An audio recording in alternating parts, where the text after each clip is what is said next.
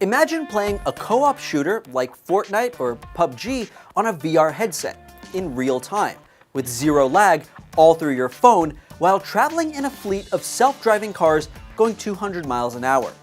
Sit tight, because the future of gaming and everything else is about to change forever.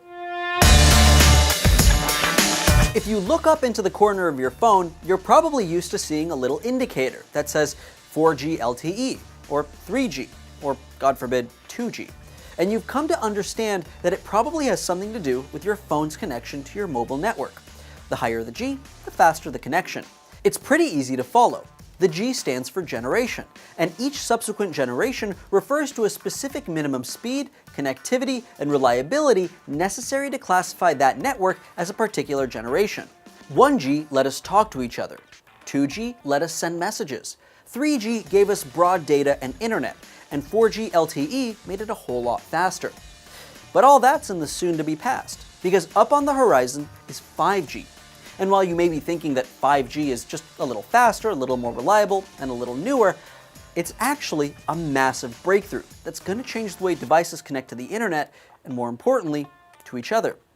In fact, as 5G rolls out over the next 2 years, it's going to change, well, everything with a wireless connection, which at this point is, well, pretty much everything. So what's so special about a 5G future? Well, first of all, it's fast. Like, really fast. Like 20 gigabits per second over wireless fast. Like 100 to 250 times faster than 4G. Because by comparison, 4G provides speeds, on average, of about 10 to 20 megabits a second. So that's like going from streaming one Netflix movie in HD to streaming 400 movies in 8K at the same time. And while that's really impressive, that's not the most impressive part. What sets 5G aside is its crazy low latency rate, which is the amount of delay between the sending and receiving of information.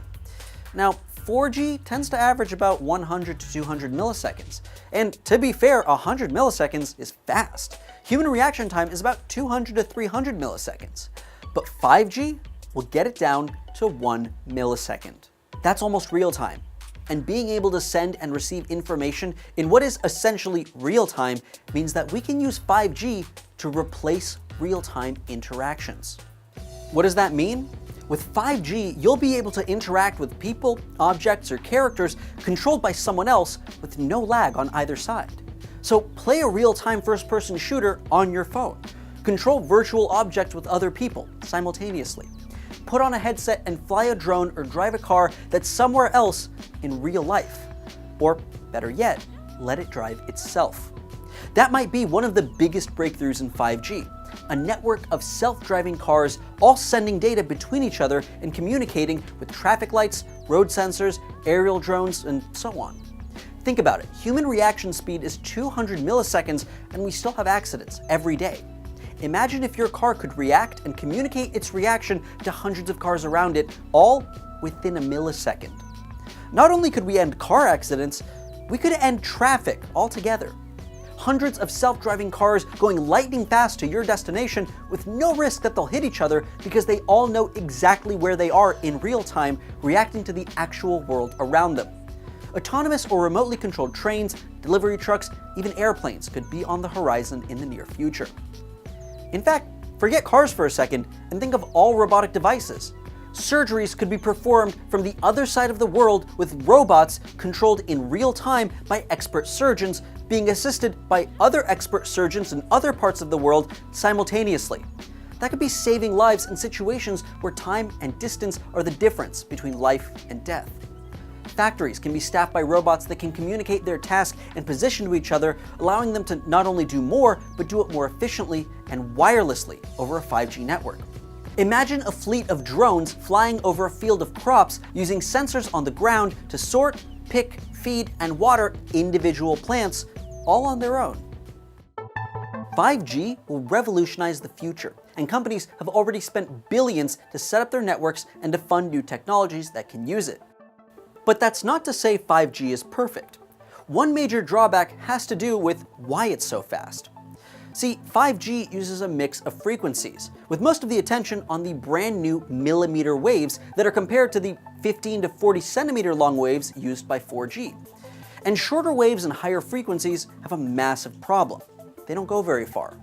Whereas on a 4G network you can go 10 kilometers and barely lose signal, 5G maxes out at about 300 meters, and it can't go through walls, or even bad weather like rain. So what does that mean? Well, it's a gift and a curse. Having such a short signal distance means building more transmitters. A lot more transmitters. Like multiple transmitters every couple of 100 meters in every direction. On the other hand, it also means that you can pack more devices into one area.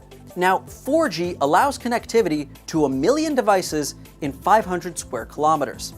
That's about the size of Chicago. 5G, on the other hand, will allow 1 million devices in 1 square kilometer, or a little smaller than Grant Park in Chicago. So, how far away are we from reaping the benefits of 5G, self-driving fleets, and robot surgery? Well, at least a couple years. 5G is expected to be fully rolled out by March of 2020, and over the next 2 years will be slowly phased in and experimented with as sensors and transmitters are installed around the world. Some companies, like T-Mobile and Verizon, have already launched home 5G networks in select cities. But it'll still take quite a bit of time for all the new hardware, software, and brand new innovations to work seamlessly together. Until then, we'll just have to keep dreaming of a bright, new 5G future.